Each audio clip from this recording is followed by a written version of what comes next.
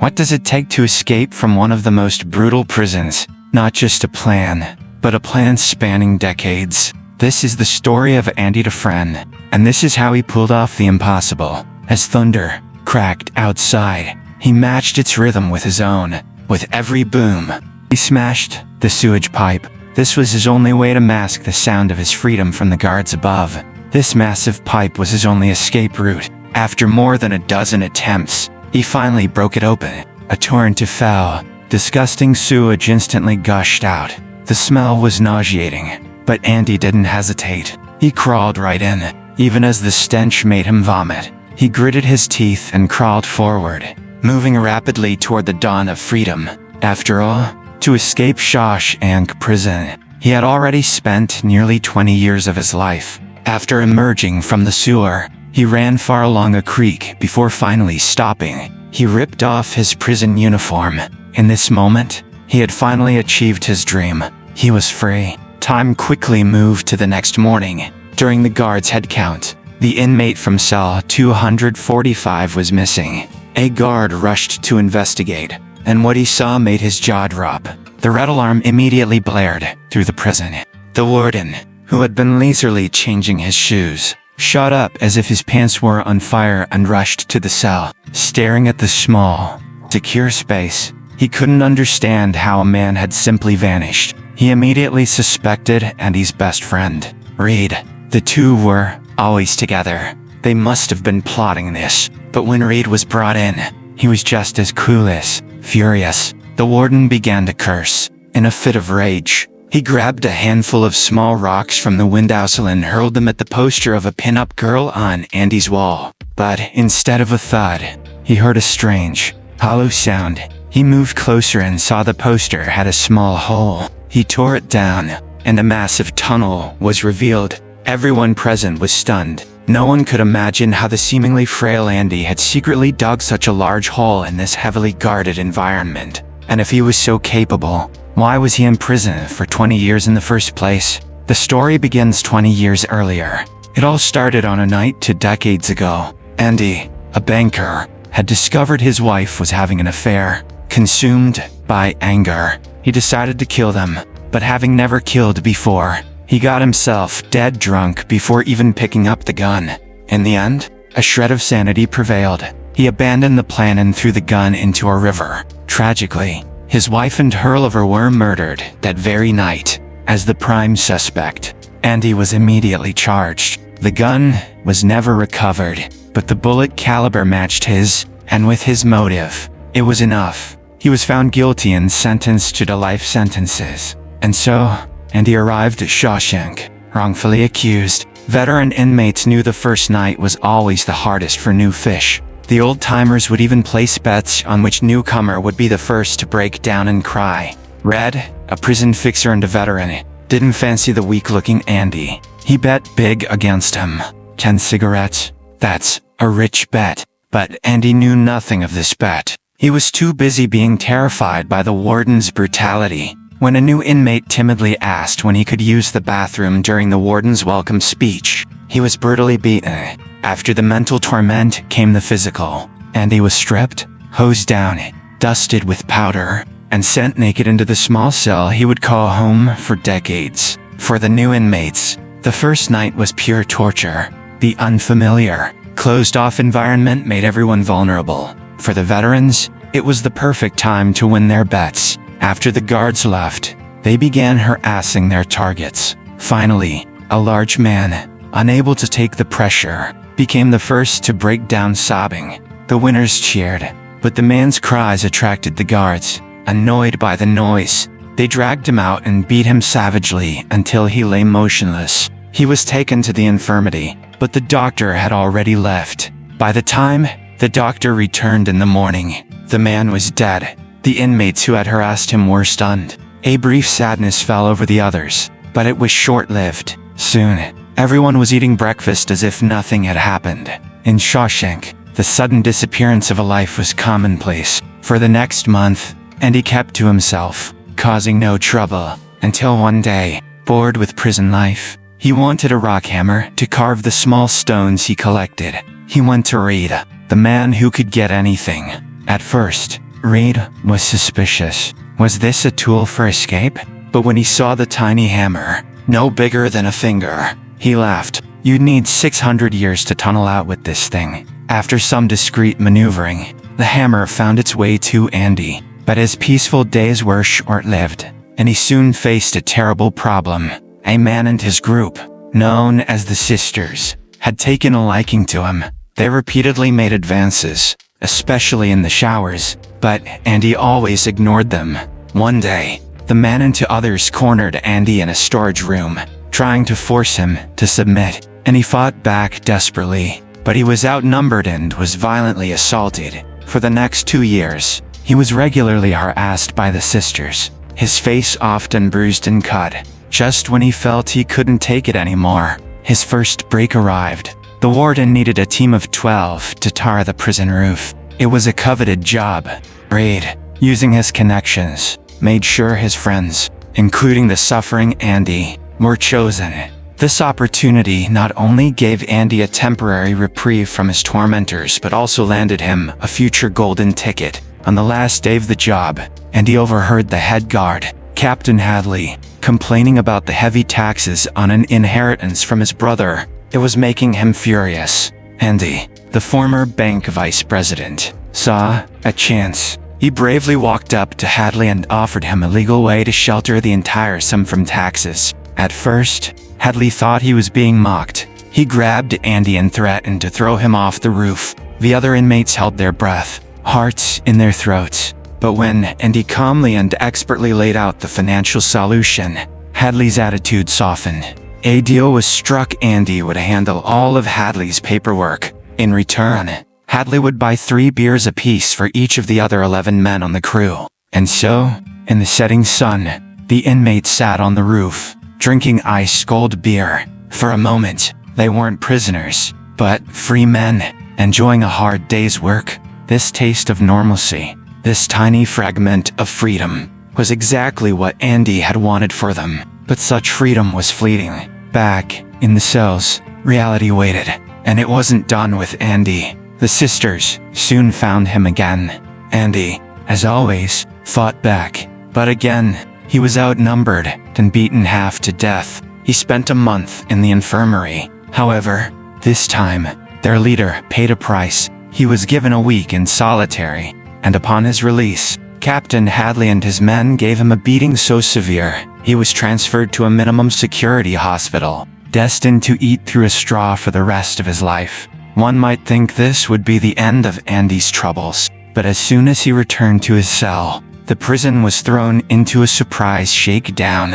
As the guards tore his small cell apart, Andy's heart pounded. He had secretly kept the rock hammer. If it was found, the consequences would be dire. He stood frozen. Suddenly, the warden told him to turn around and took the Bible from his hands. To show off his own piety, the warden quoted a passage without opening it. Andy, to his surprise, finished the verse. The warden's stern face broke into a smile. But then, he noticed the pin-up poster Andy had recently asked Reed to get for him. Hanging posters was against the rules. But the warden, now seeing Andy as a useful tool, let it slide. As he left, he handed the Bible back to Andy, saying, "Salvation lies within." Yes, sir. The warden had heard about Andy's financial skills. He had the Sisters dealt with as a favor to Andy. This shakedown was to see if Andy was a threat. Seeing he was a controllable puppet, the warden moved him to the library. On the surface, it was an easy job working with the elderly Brooks, the prison's oldest inmate. But in reality, the library was a front. Andy's real job was to provide free financial advice to all the guards. Andy was efficient and effective. His reputation spread throughout the prison. Even the cautious warden got involved. As the workload grew, Reed became Andy's assistant. 6 years passed in this busy routine. During this time, Andy tried to improve the library. He asked the warden for funds and was rejected. Undeterred, he began writing 1 letter per week to the state senate, requesting money to expand the library. For years, he got no response, but he never gave up. One day, after mailing his weekly letter, he returned to the library to find Brooks holding a knife to a fellow inmate's throat. and he calmly talked him down. It turned out Brooks had been approved for parole after 50 years in prison. He was terrified of the outside world. He was institutionalized. He'd rather commit a crime to stay than face freedom. After releasing his pet bird, Brooks walked out of Shawshank with shaky steps, but the free world terrified him. He was afraid of the new buses, the bustling streets. He was given a home and a job at a grocery store, but he couldn't fit in. He was an old man, out of place. He even thought of killing his manager just to be sent back, but he was too old for that. So one day, he put on his best suit, carved Brooks was here on a wooden beam, and hanged himself. When the news reached Shawshank, the inmates were saddened, but Andy didn't fully understand. Reed explained in prison, Brooks was somebody. Outside, he was nothing. It was a cruel fact of life. Soon after this tragedy, a miracle happened. The prison received a large shipment of old books and a check for $200. The state senate, tired of Andy's 6 years of weekly letters, had sent this to shut him up. But Andy just smiled. Well, then it's time to double my efforts. 2 letters a week. He was determined to get more funding. While sorting through the books, he found a stack of old records. Seizing a moment when a guard was away, he locked himself in the broadcast room. He first played the music for himself. Then, in a moment of pure defiance, he flipped the switch, sending the beautiful operatic music soaring through the entire prison. Every inmate stopped what they were doing, listening to this forbidden sound of beauty. For that moment, the wall ceased to exist. Andy, locked in the room, leaned back in his chair with a triumphant smile. The warden, banging on the door, ordered him to stop. Andy, in response, turned the volume up to the maximum. This act of rebellion earned him 2 weeks in the hole. But when he got out, he told Reed it was worth it. That was the thing that can't be taken away. Hope. Reed, cynical, warned him. Hope is a dangerous thing in here. He told Andy he used to play the harmonica but gave up.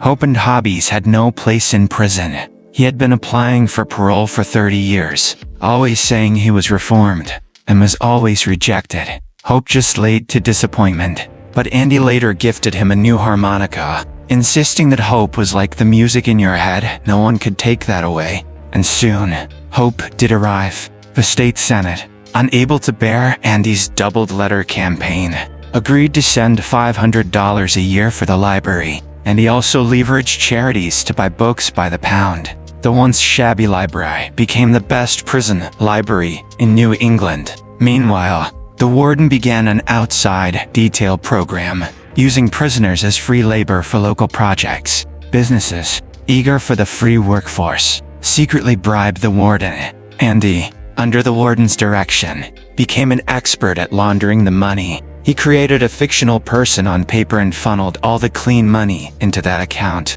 If anyone ever investigated, they would find nothing. Reed called him a genius.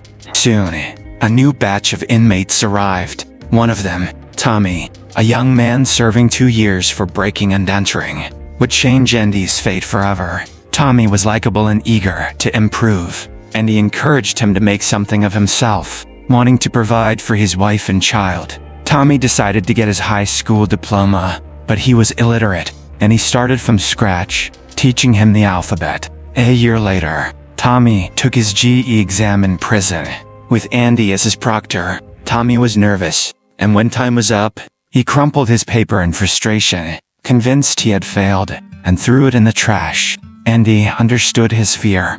After Tommy left, Andy retrieved the paper and mailed it to the board. Tommy, full of regret, confessed to Reed that he felt he had let Andy down. During their talk, the subject of Andy's conviction came up.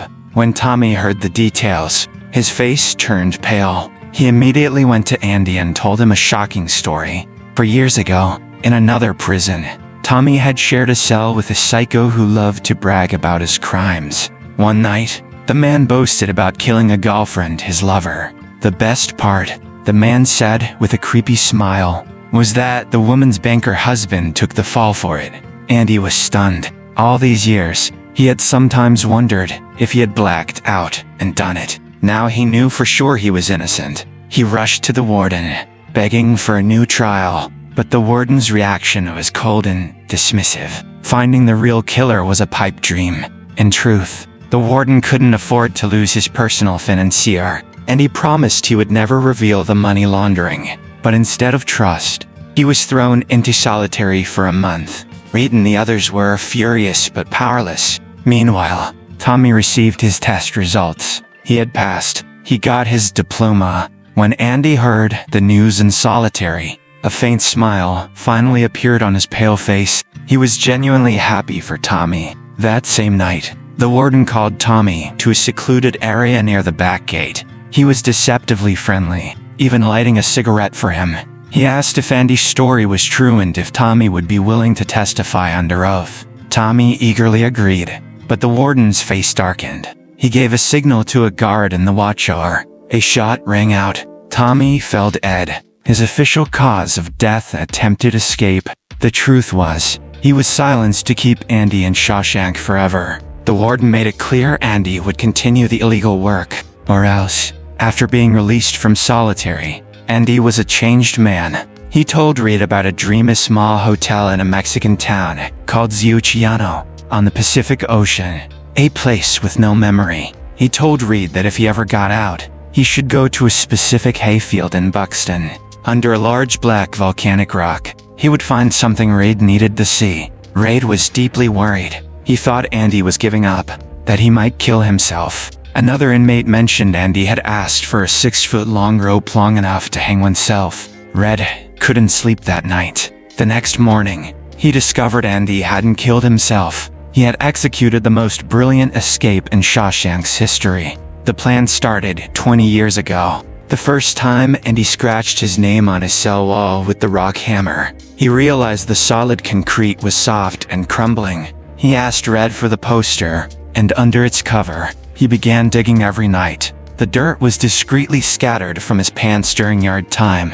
At first, it was just a way to stay sane. He wasn't sure he would actually go through with it. But after learning he was truly innocent and seeing Tommy murdered for it, his mind was made up. He would risk everything. On the day of his escape, he had one final act of revenge. While doing the books, he secretly swapped the warden's real ledger with a fake one. He then put on the warden's own freshly shined shoes and a suit, and calmly walked out of the office back to his cell, unnoticed. That night, after lights out, he packed the warden's ledger and his financial documents into a plastic bag, tied it with the 6-foot rope, and dragged it behind him through his tunnel. He emerged into the utility corridor, right where the sewage pipe was. As the storm raged, he used a rock to smash the pipe. Just as we saw at beginning, he crawled through 500 yards of unimaginable filth, and emerged a free man on the other side. The next day, he was gone. All that was left was his worn-out hammer and his prison uniform. But Andy wasn't finished. Dressed in a smart suit, he visited a dozen banks, withdrawing the warden's entire laundered fortune, over $370, using the fake identity he had created. Finally, he mailed the warden's real ledger and all the evidence to a local newspaper. Soon, the scandal was front-page news. As police stormed his office, the warden frantically tried to destroy evidence. He opened his safe, but instead of his ledger, he found Andy's Bible. The cover was hollowed out in the perfect shape of a rock hammer. On the title page, Andy had written, "Dear Warden, you were right. Salvation lay within." Trapped and exposed, the warden put a gun to his head and pulled the trigger. Later, Reed received a blank postcard from a small Texas border town. He knew it was from Andy, who was now long gone from the country. Reed often thought of his friend. He realized some birds aren't meant to be caged. Their feathers are just bright. Years later, Red faced the parole board for the last time. After 40 years in Shawshank, he was finally honest. He told them he didn't know what reformed meant and he didn't care. To his shock, he was approved. But like Brooks, Red found the outside world terrifying. He worked at a grocery store and lived in a halfway house, the same one Brooks had lived in, with Brooks's carved message still on the beam. He was so institutionalized he had to ask permission to go to the bathroom. He felt hopeless, even considering suicide. But then he remembered his promise to Andy. He traveled to Buxton, found the hayfield and the large black rock. Under it was a small box. Inside was a stack of cash and a letter from Andy. The letter was an invitation. It urged Reed to come to Shawshank, to break his parole and get busy living. And he had saved him a job, filled with a hope he hadn't felt in decades. Red boarded a bus to Mexico. He was a free man, on an unknown journey for the first time in 40 years. The film ends on a stunning, sun-drenched beach in Shawshank, and he is working on an old boat. Reed walks across the sand towards him. They see each other, share a long, warm smile, and embrace. Two friends, finally free, reunited under the vast, open sky. The Shawshank Redemption is more than a prison escape movie. It's a powerful lesson in patience, friendship, and the uncallable nature of hope. Andy Dufresne teaches us that no matter how high the walls are, the one thing they can never lock away is your mind and your hope. If you made it to the end of this epic story, you're a true fan. What was the most powerful moment for you? Let's discuss it in the comments.